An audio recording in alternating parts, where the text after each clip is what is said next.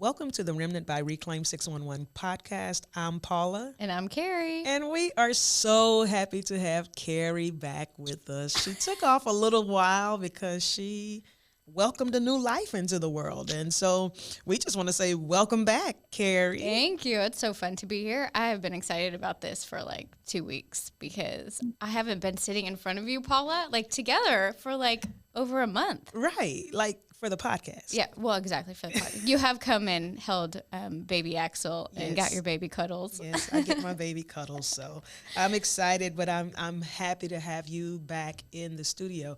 And so we have a special guest today. And Carrie, you can go ahead and introduce our special guest. Yeah, well, we are super excited, and I'm really blessed to have Dr. Dakil with us today from Children's Medical Center, and she is a child abuse physician and probably much, much more, but I'm going to let her introduce herself a little bit. And in light of the fact that this is Child Abuse Awareness Month, we are especially excited to have Dr. Dakil talk about this difficult topic, but something we need to talk about and learn more about from an expert like herself. So welcome, Dr. Dakil. Good morning. A little bit about me. I am a child abuse pediatrician.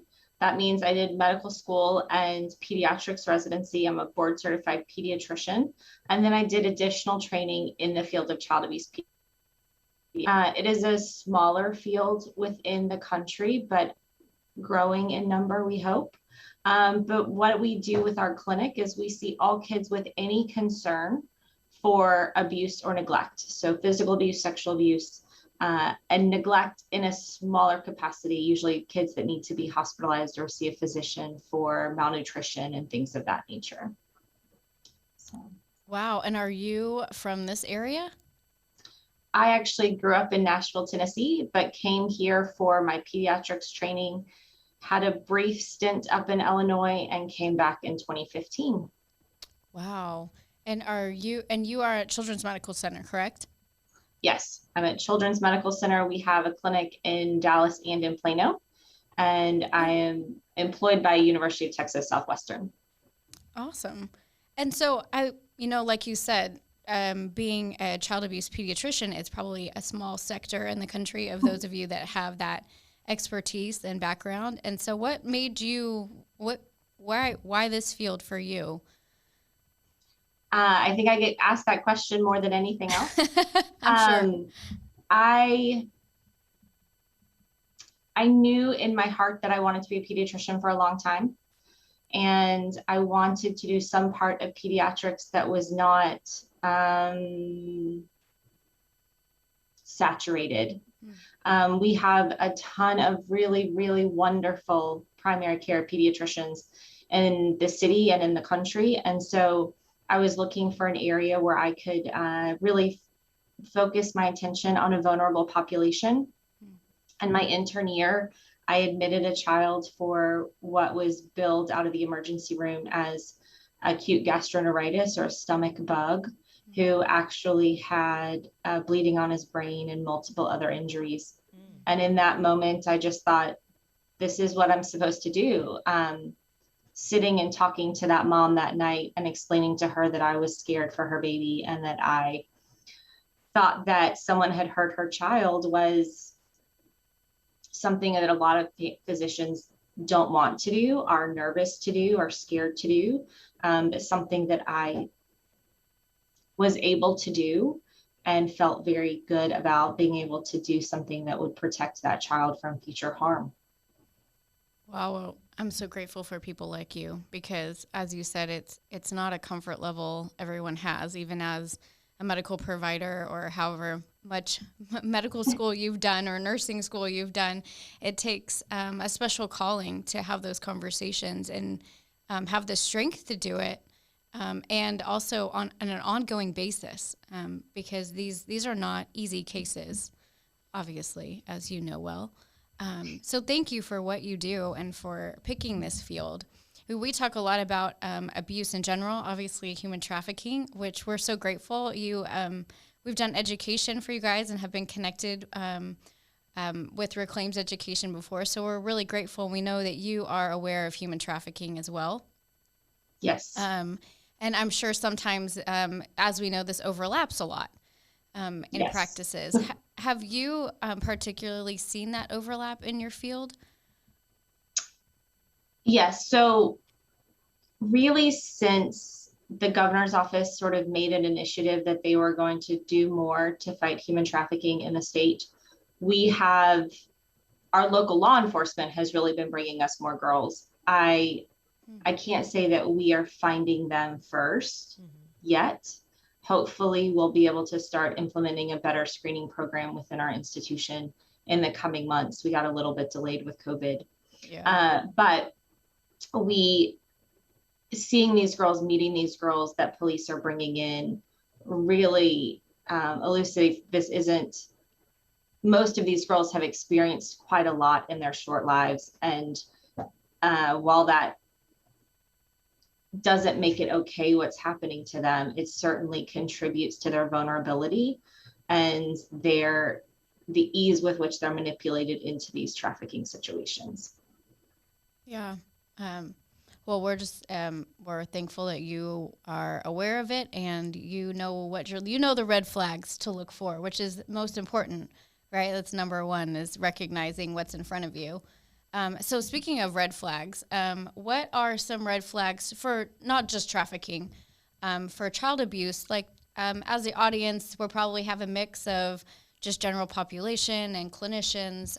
What are some red flags maybe in the clinical setting and then maybe just in the community that you would give to people as far as recognizing? So I think we're really looking at 2.5 to 3 populations. The younger kid, the kids that are at higher risk for physical abuse, I would say noticing bruises is a big thing. Facial bruising in infants is always a concern to me. That doesn't mean that no baby's ever going to end up with a bruise, but just to be thoughtful about that when you see your nieces or nephews or your children in your neighborhood, at your church, or wherever you might be allowed to congregate at this point, that excessive bruises in strange locations are concerning and need to be thought about. My first thing is just ask the family, like, what happened? See if they have an explanation, because some crazy things happen sometimes, and there's always accidents, but bruising is a big thing that I think the general population, teachers and other people, might be able to notice and be aware of. For sex abuse concerns, it's really hard. Anytime a kid says something's happening to them, believe them. That would be my biggest thing. There are very few behaviors or other indicators that are definitive for sexual abuse, but anytime a child is exploration of one's own body is very common in that grade school age range. Exploration of other people's bodies or engaging other people in sexual type acts is not common and not normal. And so that makes me wonder what they're seeing, what they're being exposed to. Maybe it's as innocent as an older sibling might be having sex when they're babysitting the younger child. But maybe it's something much more insidious where they're being taught or groomed into these types of behaviors. And so those are the things that we look for. And then once we get to the adolescent age, I'm much more concerned about their exploration out into the world and social media and what they're doing and what they're getting involved in, because all of those can have pretty heavy consequences. So, Dr. Dakil, I have a question for you. I know with primary care pediatricians, people are generally go to a pediatrician that's referred to them sometimes by their primary care physician or by their OBGYN. So how do you get your clients, considering, that you are a child abuse pediatrician? So most of our clients that come in through the clinic are referred by law enforcement or CPS. So someone else has already decided that there's a concern. Either the family has gone to CPS and said they're worried, or another mandated reporter has made that report. And so that's where we get most of our clinic patients. Our consultation within the hospital is because a child showed up with injury or trafficking concerns, and then I am brought in by the providers within our institution. So I typically say that we don't accept self-referrals, that all the kids that we see, someone has raised that concern. And part of my concern with self-referrals is when I have, a nice way to say this, when I have angry parents, angry exes that are trying to utilize me to fight with their ex, I wish to not be in that situation. If a parent has enough concern about the behavior of their ex to make a CPS and police report, then by all means they can come see me. But I can't see them to help them fight their ex, if that makes sense. Makes sense. So another question. So since you get these referrals from law enforcement and CPS, how difficult is it? Let's say you're seeing a child and you realize the child has been abused or neglected, and the parent is in there with them. How does that work? Like, how does that look? So I am very honest with parents. When I'm seeing a child who I believe has been physically abused, even if it's something as minor, I will say, as excessive physical discipline or physical punishment, I'm going to bring attention to that and explain that. So I see bruises on your child that tell me your child's been hit with an object. The American Academy of Pediatrics and this clinic really don't think that's a great way to discipline children. Can I help you with other forms of discipline? And can we talk about this in a way that might help you make different choices? Because by the time they've come to me, they've already got CPS involvement. So I'm not deciding if I'm going to make that report, typically. But I tell them, I said, this is leaving marks and bruises like this on your child. That to me crosses the line to physical abuse. And so that's what I'm going to tell CPS. That doesn't mean necessarily that you can't be a better parent or you can't do better in the future, but that does mean that we have to make some changes. And that's sort of a clinic conversation that I might have, as opposed to the conversation in the hospital where I say, the history you're telling me doesn't make sense for this child's brain bleed or this child's broken leg. And I'm very concerned that someone hurt your baby. I'm not saying who did it, right? Like, that's for police and CPS to figure out. I don't investigate who did it. I explain the medical. This is bleeding around the brain. This is caused by trauma. This baby is too young to do anything to herself to cause this injury, right? And so those conversations happen often within our hospital, and sometimes parents are angry. I joke that I thought I was going into pediatrics to be a loving part of a family or watch kids grow up. And then I chose a subspecialty where in general, parents don't like me. Right. Yeah. And that's okay, because in the end, I'm in it for the kid, and I'm going to do what I need to do to protect the kid. And that's what's important. Right. I really appreciate a lot of the verbiage you just used as far as talking with parents. And I know, as like working in the emergency room, and maybe just backing up a little bit, for those signs that you see in those children as you're doing your clinical assessment and they're telling you these stories that don't match their injuries. I really like the way you use that verbiage, like, this doesn't make sense to me, what you're saying based on your child's injuries. Just a really nice calm way of addressing the problem. but not hiding what you're doing. So I have a two-part question here. So a lot of times I see in the emergency room, we come out, whether it's a nurse or provider, that says, this doesn't make sense to me. I think we need to report this. We've all kind of discussed this as a group, who's been in the parents' room, or what we've heard, trying to make sure that we're getting the right story, or we have the same concerns. And a lot of times I see clinicians not wanting to address the parent in a way that's saying, hey, I'm going to need to investigate this more. So is there some of the verbiage you just used was really good, but do you recommend always being very upfront with the parent about if you're going to call CPS on this situation, or do you sometimes not? And or what would be your recommendation for those of us in the emergency rooms and acute settings to talk to parents about our concerns and what our next steps are as far as calling CPS or maybe referring to you or whatever that looks like?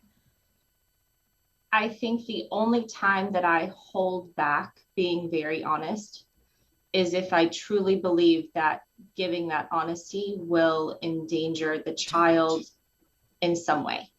I know that I am in a blessed position to be at a medical center that has 24-hour security, 24-hour social work. Like, I've got a lot of resource in my facility. So if we walk into a room and say, I'm really concerned that someone hurt your baby, we're going to have to make a CPS report and a police report.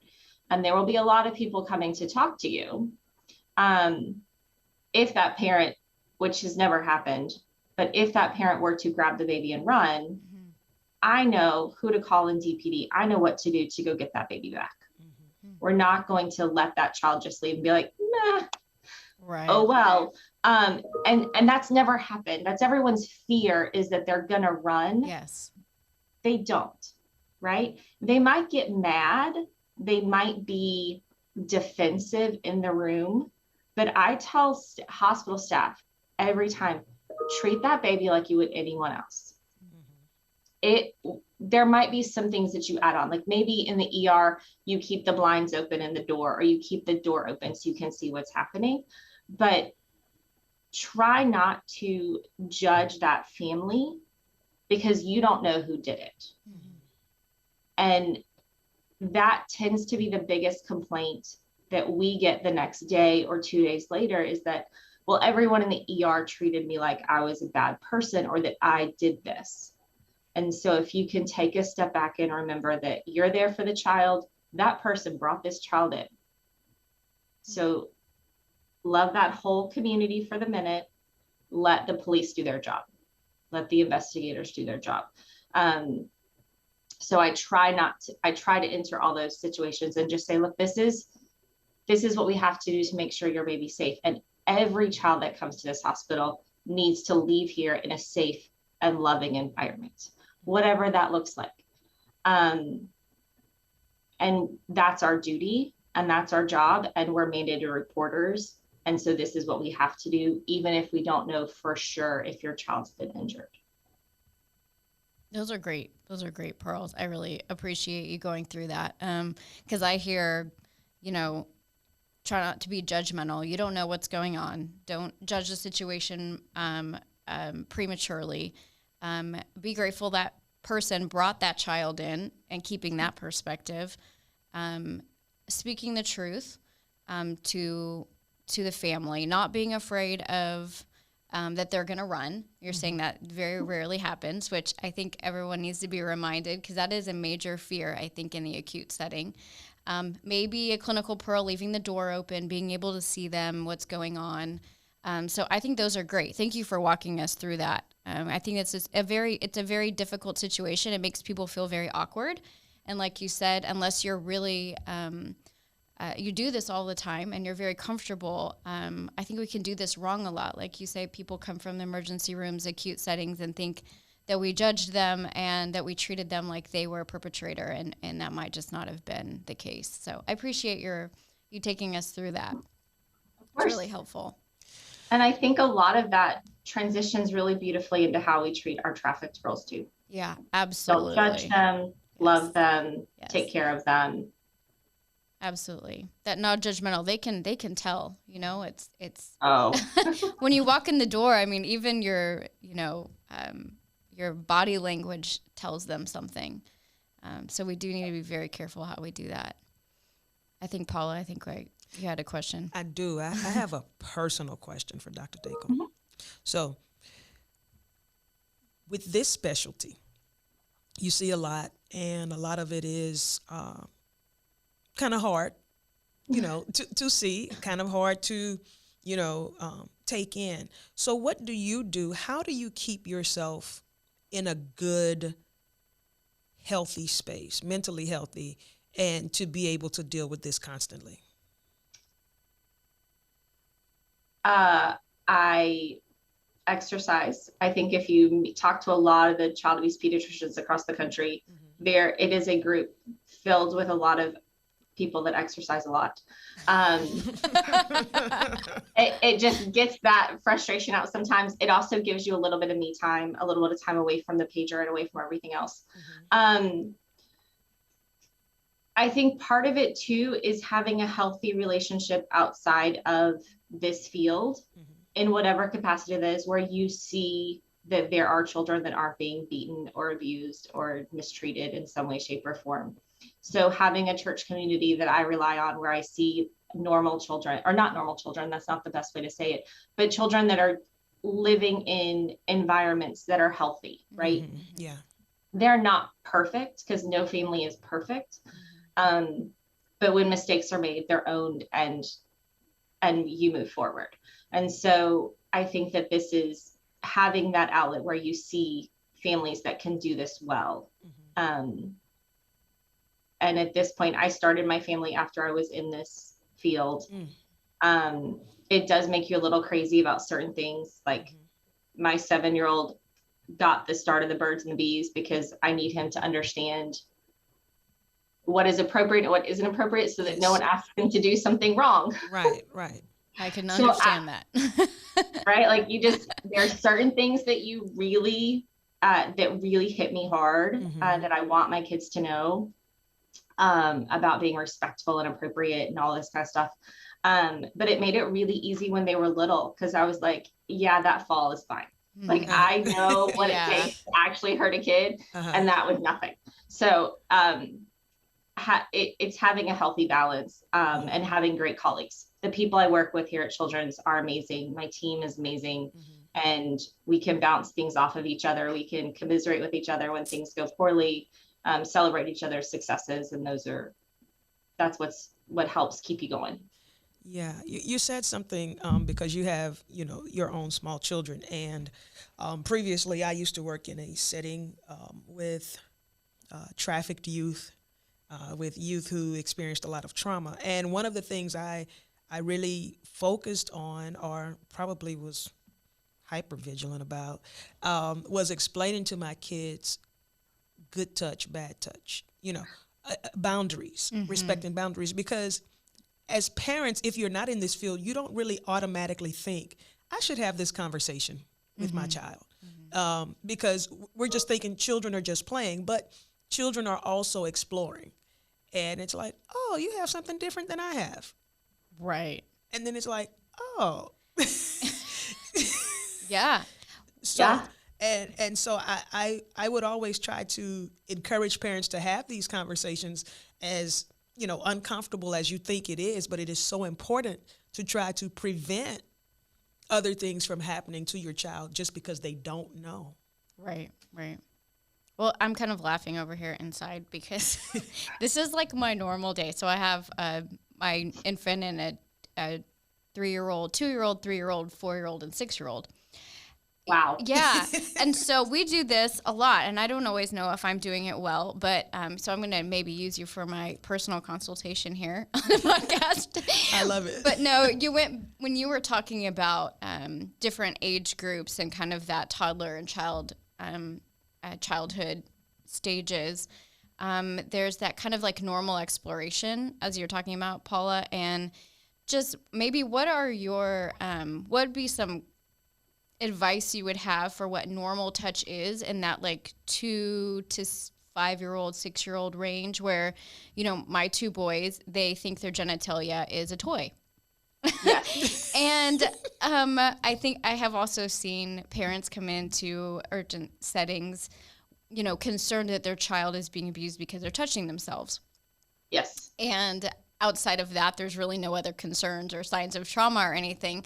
And for me, I usually explain to that if I don't have any other concerns that is a pretty normal thing for that child to do. And so I don't know, from your expertise, what would you tell a parent or what would you say? So self-exploration is totally normal.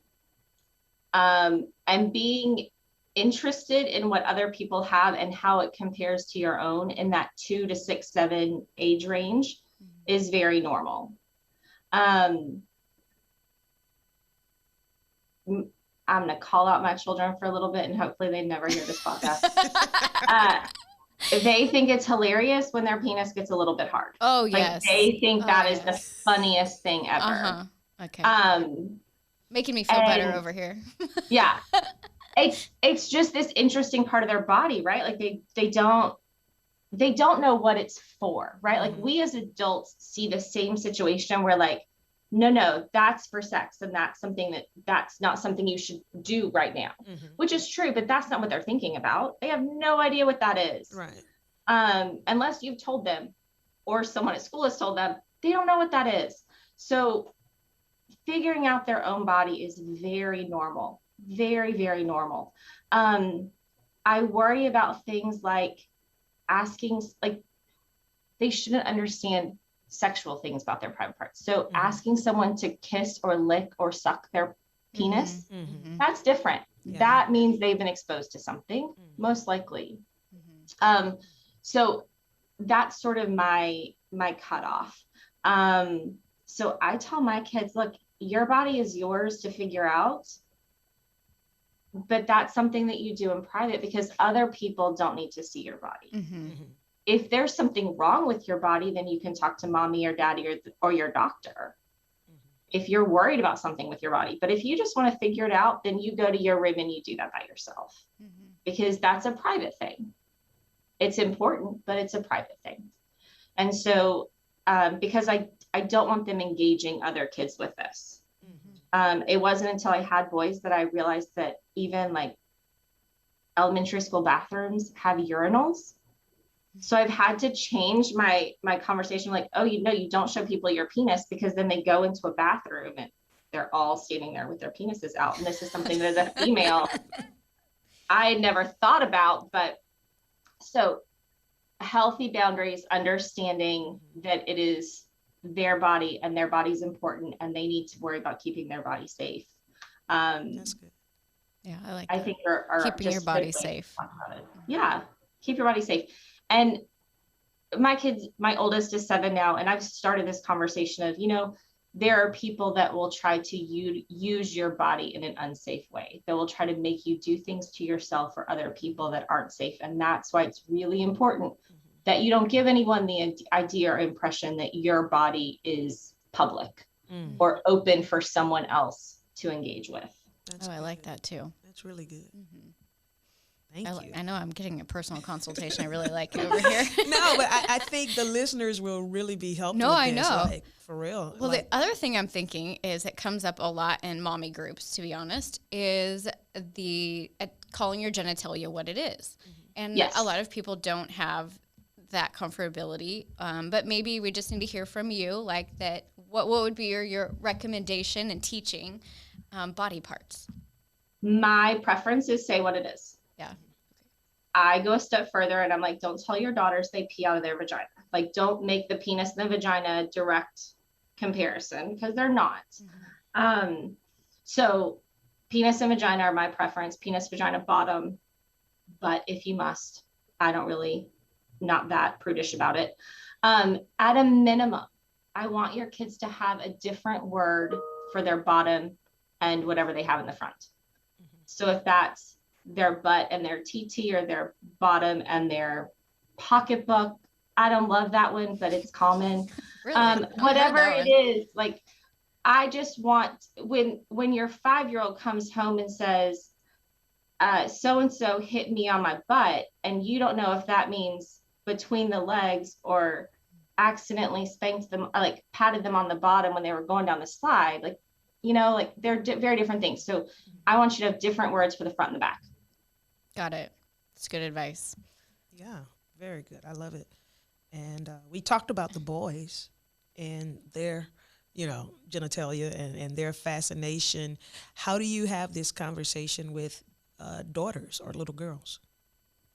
So I think that one's hard, because I think a lot of people see boys touch their penis and that it doesn't bother them as much. Mm-hmm. But if a girl figures out that she has a clitoris or a vagina, then people get real scared. Yeah.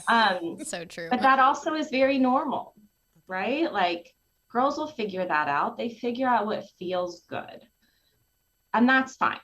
Again, as long as they're not engaging with other people, mm-hmm. finding comfort or pleasure in their own body is fine. I worry if it is something that is becoming too much of a comfort measure. Mm-hmm. So if it is becoming a distraction, you can't pull your daughter away from whatever she might be rubbing on. Then I worry about what may be happening to her, or what her thought process is with that. Mm-hmm. But those are just things you kind of have to have those conversations and feel like you can ask your daughter. Mm-hmm. I had a really frank conversation with a 5-year-old when I was in Illinois, because she'd figured out basically how to masturbate, just stimulation, not actually putting her fingers inside of herself, but she thought it was super fun.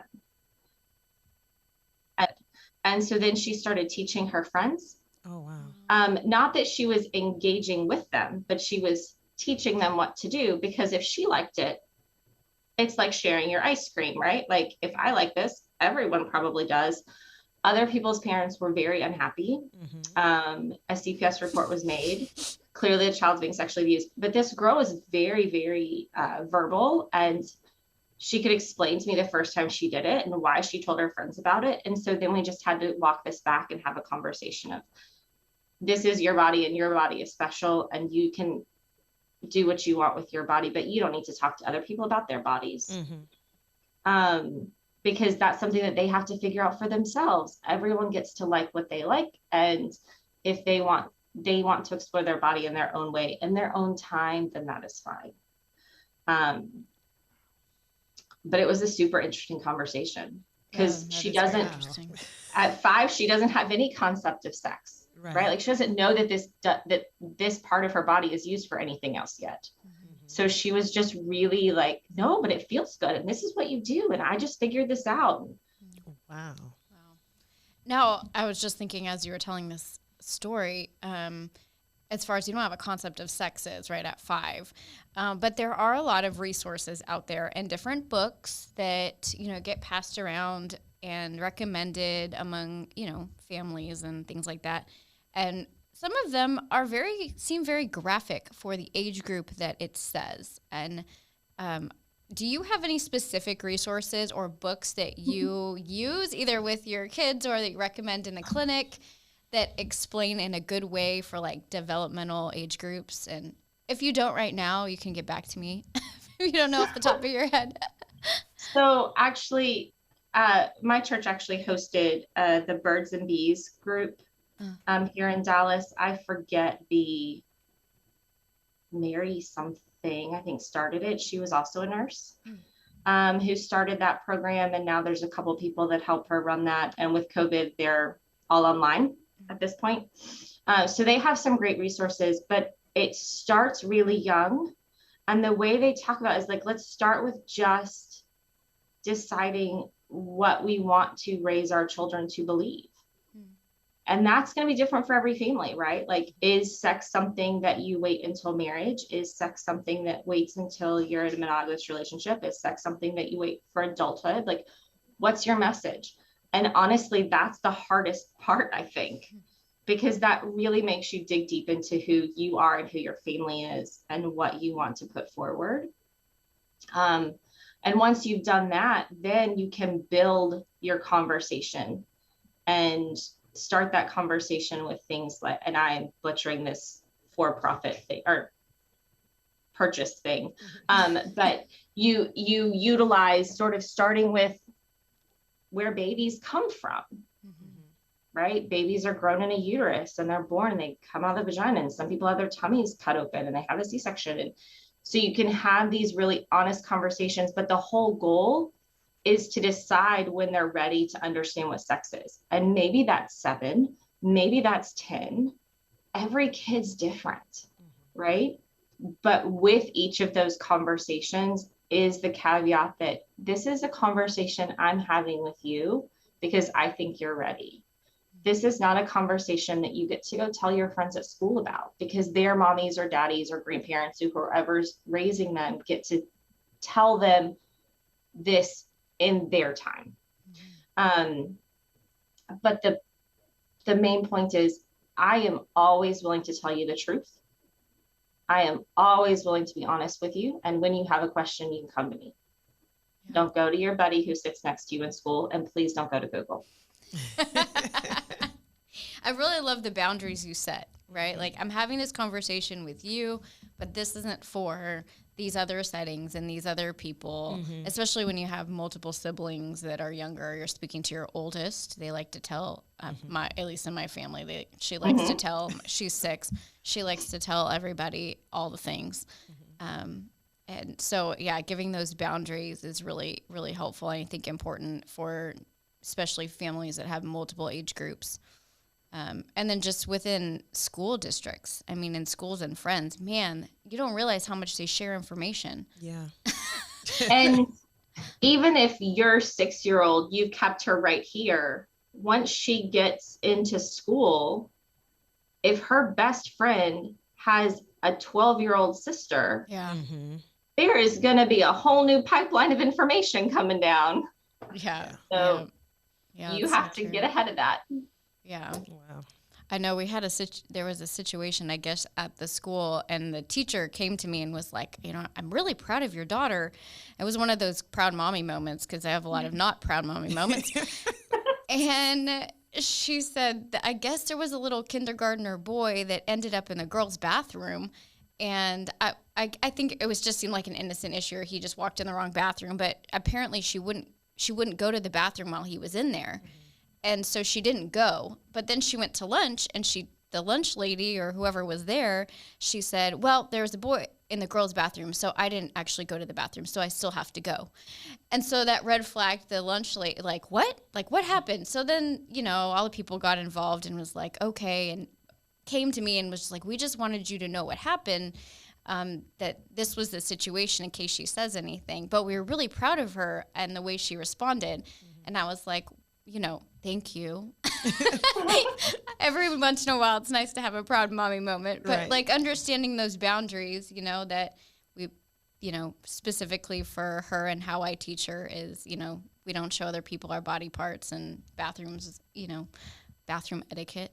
So anyway, it is nice sometimes when you get that feedback from your kids and like, okay, you're actually using what I teach you in the school setting. Right, in the That's right perfect. way. Yeah, so it seems like the buzzword during this podcast was boundaries, right? So we talked a lot about boundaries as it relates to discipline, as it relates to sexual exploration, as it relates to conversation. So, Dr. Dakil, before we go, is there anything you would like to add to our discussion as it relates to boundaries to try and help prevent some things happening to our children?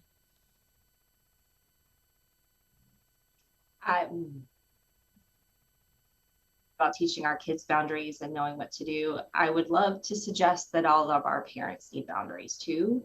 Boundaries to know what is a safe and healthy relationship and who are safe and healthy people to leave around our kids.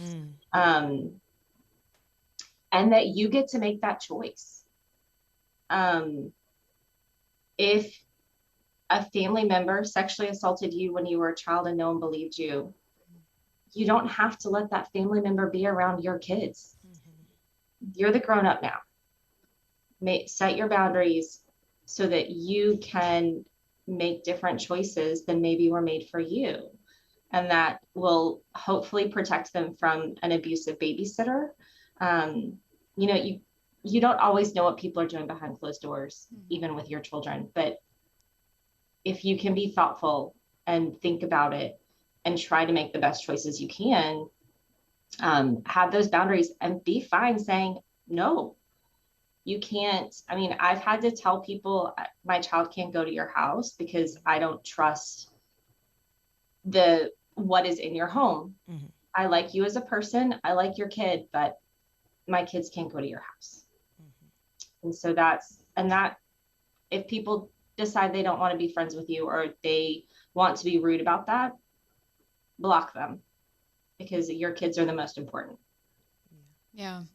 I think I'm so glad you said that, because it's difficult, especially when your child really wants to go to a person's house and, you know, they put the peer pressure on you, I feel like. Yeah. You know, it's hard to say. You're disappointing, possibly disappointing a lot of people and making people upset. But it's ultimately, you know, your decision as a parent. And so sometimes, like you said, you just have to say no. Mm-hmm. And being okay with that. And you're not a bad mom or a bad dad for saying no.